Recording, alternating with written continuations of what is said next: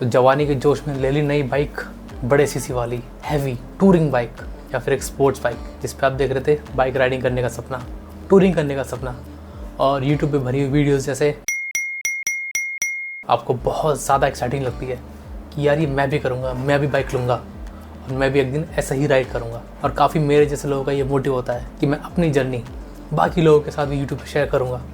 लेकिन ये जो जितनी भी एक्साइटिंग दिखने वाली चीज़ें हैं, ये सब एक एक्साइटिंग जर्नी से ज़्यादा एक नाइटमेयर बन सकती है अगर आप कुछ चीज़ों का ध्यान ना रखो तो। So hello everyone, welcome back to my YouTube channel. My name is Shubham और आज मैं उन कुछ चीज़ों की बातें करूँगा, उन कुछ चीज़ों के बारे में डिस्कस करूँगा जो आपको ध्यान रखना चाहिए एक लॉन्ग राइड से पहले। चाहे आपकी राइड 200 किलोमीटर की हो या 2000 किलोमीटर की, आपको ये बातें हमेशा ध्यान रखनी है, क्योंकि कुछ चीज़ें ऐसी होती हैं जिनको हम डे टू डे लाइफ में इग्नोर कर देते हैं, क्योंकि या तो हम इनएक्सपीरियंस होते हैं बाइक राइडिंग को लेके या फिर हमें आइडिया नहीं होता कि क्या क्या चीज़ें गलत हो सकती हैं। ऐसा भी हो सकता है कि आप एक बहुत एक्सपीरियंस राइडर हो, यानी कि आपको राइड करने का एक्सपीरियंस बहुत ज़्यादा है, लेकिन आपका लक था तो आपके साथ अभी तक कुछ मिस हैपनिंग नहीं हुई। जिस दिन हो जाएगी उस दिन आप बैठे के बैठे रह जाओगे। तो फर्स्ट थिंग्स फर्स्ट, पहली चीज़, always do a general checkup of your bike. General checkup जैसे brake pads, chain tightening, engine oil level, अगर आपके बाइक में कूलेंट डलता है तो कूलेंट लेवल, ये 4 चीज़ आपको हमेशा हर राइड से पहले चेक करनी है। इनको चेक करना बहुत ही आसान है, या तो आप यूट्यूब पे किसी वीडियो में देख सकते हो या फिर आप अपने नियरेस्ट सर्विस सेंटर जाके ये चीज़ें चेक करा सकते हो। यूजुअली हर ब्रांड का सर्विस सेंटर ये सर्विस प्रोवाइड करता है, सिर्फ बहुत नॉमिनल चार्जेस में, जो कि 150 से 200 रुपये होता है बस। Even a brand like Triumph provides this type of service for just 150 rupees, that's it. अगली चीज़, आपके घर से लेके आपकी जो डेस्टिनेशन है उसका रूट क्या रहने वाला है, क्योंकि काफ़ी सारे रूट्स होते हैं हमारे घर से लेके डेस्टिनेशन तक जाने के। कुछ रूट्स बहुत ही सुंदर और एक्साइटिंग होते हैं, लेकिन वही रूट्स रात को बहुत डेंजरस बन जाते हैं। जैसे कि आप किसी भी सेंचुरी से होकर निकलते हो, किसी भी जंगल से होकर निकलते हो, किसी भी फॉरेस्ट एरिया से होकर निकलते हो, तो वो रात को बहुत डेंजरस बन जाता है और काफ़ी टाइम तक रात को उस पर व्हीकल्स अलाउड भी नहीं होते। बहुत एक्साइटिंग लगता है नहीं कि यार रात को निकलेंगे, सुबह तक पहुंच जाएंगे, मज़े करेंगे, बट नहीं, आपको सबसे पहले अपनी सेफ्टी देखनी है। Third point, your safety.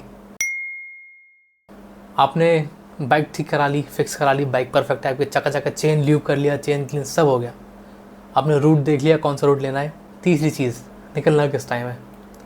तो जितना हो सके उतना नाइट राइड को अवॉइड करो। सोलो हो तो यार रात को जाओ ही मत, ऐसी कोई इमरजेंसी नहीं है कि आपको राइड के लिए रात को निकलना पड़े। जितना हो सके उतना क्लोजेस्ट टू सनराइज़ के आसपास जाओ।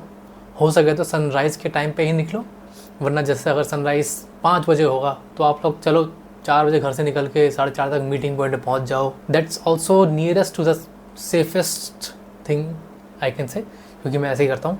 मैं सनराइज़ से जस्ट 1 घंटा पहले निकल जाता हूँ, ताकि उस टाइम पे मैं निकलूँ, हाईवे पर चलूँ और थोड़ी देर में सनराइज़ हो जाए। दूसरी चीज़, आपको सनसेट से पहले अपनी डेस्टिनेशन पे पहुंचना है, क्योंकि ये बहुत ज़रूरी है। एक बार को आप सनराइज़ से पहले अपने घर से पहले निकल जाओ, क्योंकि जो आपके घर का नियरेस्ट एरिया होता है, आपके जो घर के रेडियस का नियर का 50-100 किलोमीटर का एरिया होता है, अगर कोई मिस हैपनिंग हो गई तो फिर भी मैनेजेबल है। आपका एक्सीडेंट हो जाता है, बाइक ख़राब हो जाती है, बाइक पंचर हो जाती है, कुछ भी हो सकता है, तो फिर भी मैनेजेबल है। आपका घर आसपास है, आपके सर्विस सेंटर्स आसपास है, ऐसे आराम से मिल सकता है। वरना आपका कोई सिबलिंग, रिलेटिव, फ्रेंड कोई भी आपकी हेल्प कर सकता है। लेकिन एक बार आप घर से दूर चले गए 300-400 किलोमीटर्स, तो नियरेस्ट हेल्प कितना दूर है हमें कोई आइडिया नहीं है।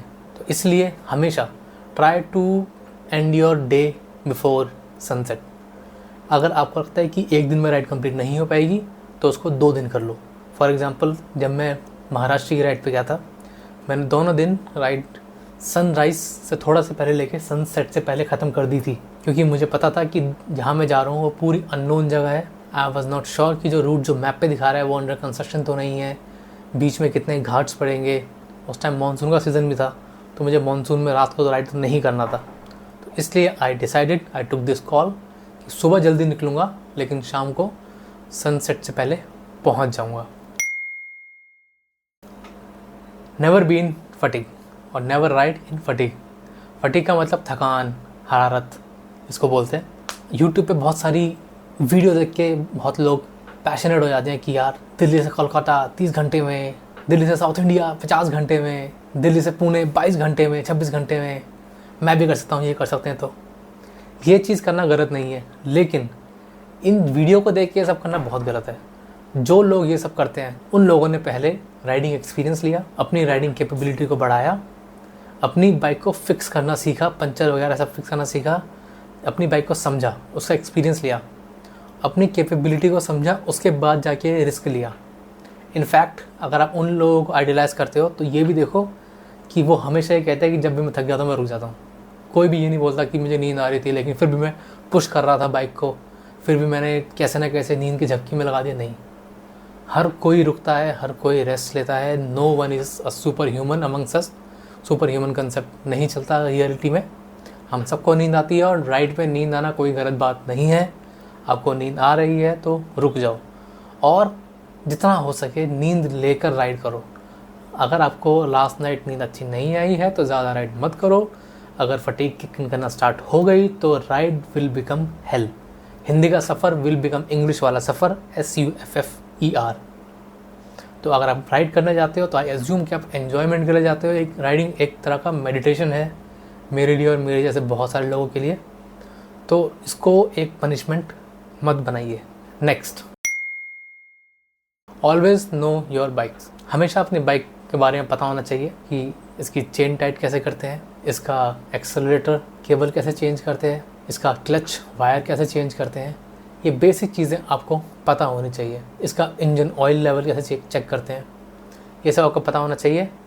और always know how to fix a puncture. Puncture कभी भी कहीं भी हो सकता है, रिमोटेस्ट से रिमोटेस्ट प्लेस पर भी पंचर हो सकता है। Always carry puncture kit and tyre inflator. ये नेक्स्ट पॉइंट है। इससे एक बहुत बड़ा बेनिफिट होता है कि अगर आपके पास एक ट्यूबलेस टायर है ना, तो छोटे मोटे पंचर होने की वजह से भी आप रुकोगे नहीं, बहुत धीरे धीरे हवा निकलेगी। और एक टायर इन्फ्लेटर की मदद से आप नियरेस्ट फ्यूल स्टेशन या फिर किसी भी पंचर की दुकान के आसपास जाके पंचर फिक्स करा सकते हो और उससे आप इजीली 100 किलोमीटर्स आराम से राइड कर सकते हो टायर इन्फ्लेट करके। डिपेंड्स ऑन पंचर कितना सीवियर है। लेकिन अगर पंचर बड़ा भी है तो भी ट्यूबलेस टायर में तो ये काम हो सकता है एक बार कि आप टायर इन्फ्लेटर से एयर रिफिल करके एक किसी नियरेस्ट हेल्प तक पहुंच जाओ। लेकिन अगर आपके पास ट्यूबलेस बाइक है तो भी you should know how to fix a puncture. अब ये किसी भी लोकल मैकेनिक के पास चले जाओ, वो आपको सिखा देगा, एक दिन में सिखा देगा, कोई बड़ी चीज़ नहीं है। और सारी पंचर रिपेयर किट सारी अमेज़न पे या फिर लोकल मार्केट में अवेलेबल है। तो ये बहुत ज़रूरी चीज़ें हैं। एक और चीज़ मैं रिकमेंड करूँगा, पता नहीं कितने लोगों को इसकी ज़रूरत पड़ेगी नहीं पड़ेगी, लेकिन अगर आप कोई ऐसी राइड करते हो जहाँ पे आपको पता है कि रूट ख़राब हो सकता है, जैसे कि आप स्पीति जाते हो, इवन आप चितकुल जाते हो या किसी भी, क्योंकि यू नेवर नो रोड की कंडीशन क्या है। क्योंकि जब मैं इवन महाराष्ट्र से आ रहा था तो ग्वालियर की तरफ जब मैं आ रहा था वापस, तो मैं आई वाज क्रूजिंग ऑन 90 और सड़क के बीच में ऐसे ऐसे गड्ढे आए एकदम से 4-5 घंटे लगातार। मुझे लगा था कि मेरा एलॉय बेंट हो जाएगा और हवा सारी निकल जाएगी। तो उस केस में आई लर्न कि एक ट्यूब हमेशा कैरी करो। उस केस में बाइक के टायर की ट्यूब आपकी बहुत बहुत काम आएगी। अगर एलॉय बेंट भी हो जाता है फिर भी वो ट्यूब डाल के आप बाइक को घर तक आराम से ला सकते हो। बहुत ही अंडररेटेड चीज़ है जो लोग अक्सर ओवरलुक कर जाते हैं, इसके बारे में इतना सोचते नहीं है। Always carry a medical kit. Medical kit जिसमें आपकी नॉर्मल बैंडेजेस होंगी, जिसमें आपकी नॉर्मल मेडिकेशन होगी, जैसे कि एंटीबैक्टीरियल ट्यूब्स, बीटाडिन कैरी कर सकते हो, और कुछ मेडिसिन जैसे कि पेन किलर, फीवर की मेडिसिन, स्टमक इन्फेक्शन की मेडिसिन। ये सब बहुत काम आती है राइड के टाइम पे। क्योंकि अगर आपने कहीं भी रुक के खाना खा लिया, वो क्योंकि काफ़ी टाइम क्या होता है, हम एक ऐसे एरिया में फंस जाते हैं जाके जहाँ पे या तो कोई ढंग का रेस्टोरेंट होता नहीं है, और होता है तो बहुत दूर होता है। काफ़ी टाइम हमें पता भी नहीं होता कि वहाँ का खाना हमें सूट करेगा नहीं करेगा, वहाँ का पानी सूट करेगा नहीं करेगा, और हम वो खाना खा के पूरी राइड में परेशान होते हैं। उससे या तो आपको फीवर हो जाएगा, आपका पेट खराब हो जाएगा, कुछ भी हो सकता है। तो हमेशा ये नॉर्मल मेडिकेशन कैरी करो। और आपको पता है कि बैंडेड वगैरह किस काम आती है। अगर कोई मिसहैपनिंग हो जाती है, बाई चांस आपका एक्सीडेंट हो जाता है या फिर आप ऐसे ही मतलब गिर जाते हो यार चलते फिरते और आपके बॉडी पे छोटा सा स्क्रैच लग जाता है, ब्रूजेस आ जाते हैं या फिर खून निकलने लगता है थोड़ा बहुत, तो जो आपकी फर्स्ट एड किट होती है ना वो बहुत काम आती है, क्योंकि जितना अर्ली आप फर्स्ट एड को इम्प्लाई करोगे उतना ही जल्दी या फिर उतना ही बेस्ट होगा आपके खुद के लिए। और एक और पॉइंट था, आपका लगेज प्लग एंड प्ले वाला है, जैसे काफ़ी राइनॉक्स वगैरह के बैग्स आते हैं कि उनमें जो क्लिप्स मिलती है, स्ट्रैप मिलती है, उनके थ्रू ही आप बैग को बांध लेते हो। Still you need to carry extra bungee cords for you, क्योंकि यू नेवर नो कि कब वो स्ट्रैप्स धोखा दे जाए, आपकी बाइक गिर जाए और वो स्ट्रैप टूट जाए, या फिर कुछ भी हो सकता है वो कि स्टिचिंग उधर जाए। इस केस में हमेशा बंजी कॉर्ड्स कैरी करो। और zip ties, never forget zip ties. Zip ties भी बहुत काम आती हैं जब आपकी बाइक के कुछ वायरिंग या फिर कुछ पार्ट्स नट्स वगैरह या स्क्रूज निकल जाते हैं, तो आप उनको जिप टाइज से बांध के काम चला सकते हो और नियरेस्ट मैकेनिक शॉप पे फिक्स करा सकते हो। तो ये थी कुछ टिप्स मेरी तरफ से आप लोगों को। I wish you safe and happy riding ahead. अगर आपको ये वीडियो पसंद आई हो तो इस वीडियो को लाइक करें, इस चैनल को सब्सक्राइब करें।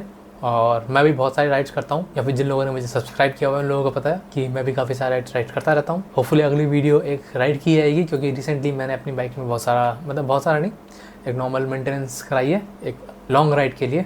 तो होपफुली एक लॉन्ग राइड जल्दी होगी, वो मैं इंस्टाग्राम पे अपडेट करता रहता हूँ। तो अगर आप इंस्टाग्राम के थ्रू मुझसे नहीं जुड़े हो तो ये रहा मेरा इंस्टाग्राम, मुझे इंस्टाग्राम पे फॉलो करो। और आपके जो भी क्वेश्चंस हैं please feel free to ask. तब तक के लिए this is Shubham Arya signing of.